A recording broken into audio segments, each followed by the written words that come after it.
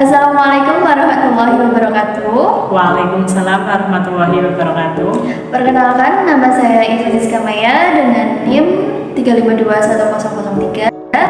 Dengan saya sendiri Elia Gabri Simanjuntak dengan NIM 3521008. Di sini kami akan membahas mengenai hadis ke-7, yaitu mengenai teladan dakwah Rasulullah, mengenai kisahnya Mu'az ibnu Jabal. Di sini ada 4 poin yang akan kita bahas, yaitu mengenai kapan Mu'az ibnu Jabal diutus ke Yaman, yang kedua mengenai prinsip poin dalam dakwah, yang ketiga mengenai prinsip tadarruj dalam dakwah, dan yang keempat prinsip tidak menjual dalam berdakwah. Sebelum itu, izinkan saya untuk membacakan hadis dari kisah ini terlebih dahulu. An Abni Abasi radhiyallahu anha qala Rasulullah sallallahu alaihi wasallam li Mu'adzi ni Jabali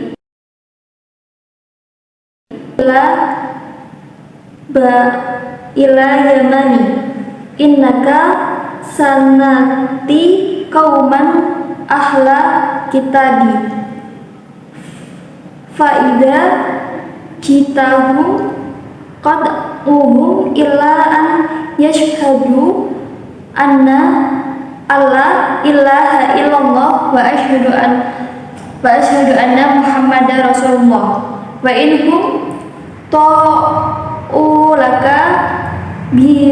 bidzalika fa khabrihum an Nawawu qad farada alaihi khamsa sholawati fi kulli yaumi wa lailati. Ibnu Abbas radhiyallahu anhuma berkata, Rasulullah shallallahu alaihi wasallam berkata kepada Mu'az bin Jabal radhiyallahu anhuma ketika beliau mengutusnya ke negeri Yaman, sesungguhnya kamu akan mendatangi kaum ahlul kitab. Jika kamu sudah mendatangi mereka, maka ajaklah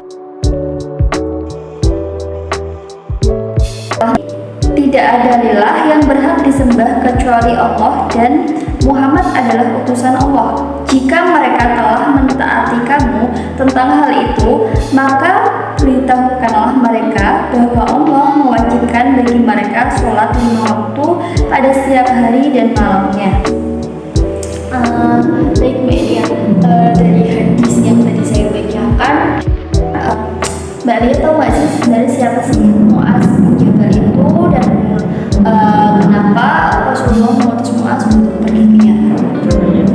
Mu'az bin Jabal itu dari sahabat kaum Ansor yang pertama kali masuk ke Islam, yang bisa disebut as-sabiqun al-awwalun, yaitu Mu'az terkenal sebagai cendekiawan dengan wawasan yang luas dan pemahaman yang mendalam dalam ilmu fikih, dan bahkan Rasulullah menyebutnya sebagai sahabat yang paling mengerti yang mana halal dan yang haram. Mu'az juga merupakan duta besar Islam yang pertama kali yang dikirim Rasulullah. Nama panjangnya adalah Mu'az bin Jabal bin Amr bin Aus al-Khazraj. Sedangkan nama julukannya adalah Abu Abdurrahman. Ia dilahirkan di Madinah dan memeluk Islam pada usia 18 tahun. Fisiknya gagah, berkulit putih, berbadan tinggi, berambut pendek dan ikal, dan bergigi putih mengkilat. Mu'az termasuk dalam rombongan berjumlah sekitar 72 orang Madinah yang datang berbait. Setelah itu ia kembali ke Madinah untuk Madinah sebagai seorang pendakwah Islam di dalam masyarakat Madinah. Ia berhasil mengislamkan beberapa Islam yang ada di masyarakat Madinah. Terus contohnya itu seperti Amr bin Jabal, Rasulullah mempersaudarakannya dengan Ja'far bin Abi Thalib. Rasulullah mengirimnya ke negeri Yaman untuk mengajar. Rasulullah mengantarkannya dengan berjalan kaki, sedangkan Mu'az berkendaraan. Dan Nabi bersabda kepadanya, "Sungguh aku mencintaimu." Al-Mu'az bin Jabal wafat tahun 18 Hijriah ketika terjadi wabah hebat di Syam, tempat ia mengajar sebagai utusan Khalifah Umar bin Khattab. Waktu itu usianya 33 tahun. Mu'az bin Jabal bin Amir bin Aus merupakan salah satu kabilah besar yang terpandang di kota Madinah. Ia masuk Islam pada usia yang sangat belia, 18 tahun. Mu'az juga berperan aktif dalam beberapa peperangan bersama Rasulullah SAW. Di antaranya ikut dalam perang Badar dalam usia 20 atau 21 tahun. Di dalam perang Uhud. Dari kisah yang tadi Mbak Elia ceritakan ya mengenai Mu'az bin Jabal, pesan moral apa sih menurut Mbak Elia sendiri yang mendapatkan dari kisah tersebut? Sifat Mu'az itu kayak bersikap sopan, dermawan juga, dan kecerdasannya.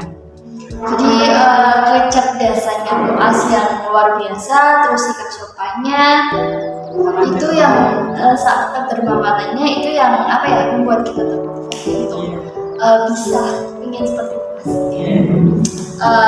Selanjutnya dalam berdakwah ya Mbak Elia, pasti kan kita memerlukan planning atau rencana agar dakwah kita itu harus bisa berjalan lancar dalam menjalankan dakwah. Nah, planning apa aja sih yang harus dipersiapkan seorang dai agar dakwah kita itu berjalan lancar? Ada 3 sih planning yang kita berjalan bisa lancar. Itu ada identifikasi masalah dan pengolahan isi pesan dakwah dan mengevaluasikan hasil. Setiap kegiatan dakwah kan memerlukan prinsip agar dakwah yang ingin kita sampaikan itu bisa berjalan dengan lancar. Nah, salah satunya itu ada yang namanya prinsip tadarruj. Apa sih tadarruj itu? Tadarruj itu yang berangsur-angsur, kayak bertahap sedikit demi sedikit. Dengan tadarruj ini kita bisa bertahap kayak satu konsep di mana itu dakwah itu perlu dilakukan sebab menegakkan syariat Islam di tengah-tengah masyarakat tidak dapat dilakukan sekaligus. Kondisi masyarakat berbeda-beda dan mereka akan lebih mudah memahami ajaran dakwah. Soal dakwah biasanya kan dai itu kan kadang suka bersikap kebablasan ya bahasanya dalam menyampaikan dakwah. Agar kita sebagai seorang dai itu bisa menyampaikan pesan dengan sopan, dengan sesuai tujuan kita, nggak bersikap menzalimi lah kepada matunya, karena kan biasanya ada ya dai yang bersikap menzalimi terhadap matunya sendiri. Prinsip apa yang harus dimiliki seorang dai sebelum menyampaikan pesan dakwah agar dai tersebut terhindar dari sikap menzalimi itu? Ada 3 sih, ada 4. Yang pertama itu membesarkan hati sebelum menjelaskan, kayak buat kita motivasi sebelum menyampaikan ancaman agar hati kita tertutup bisa terbuka. Terus ada memudahkan bukan menyuduhkan. Itu kayak setiap dai itu wajib berdakwah dengan jiwa dan pandangan seorang pendidik yang penuh kasih sayang, rendah hati, dan pemaaf. Dia memberikan pemahaman bukan mendikte.